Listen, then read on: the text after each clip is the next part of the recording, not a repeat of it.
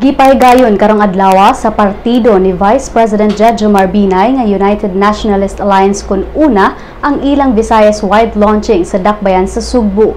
Gitambungan ang maong launching sa mga sakop sa una sa tibuok Kabisayan. Apil na sila si Cebu City Mayor Michael Rama, kanhi Senador ug Toledo Mayor John Sunny Osmeña. Mitambong usab sila si Parañaque Councilor Alma Moreno, Attorney Harry Roque ug Sulu Sultanate Princess Kiram kinsa midagan o mudagan pagka-senador ubos sa maong partido.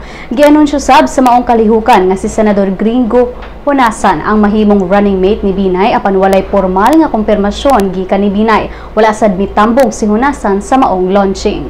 Gisaway ni Binay ang kapakyas sa kasamtangang administrasyon nga sulbaron ang kakabus sa nasud ilabi na sa Eastern Visayas. Apil sa plataporma ni Binay mao ang paghatag og trabaho sa mga Pilipino, lakip niini ang pagpamubo sa income tax ug pagbag-o sa sistema sa gobyerno.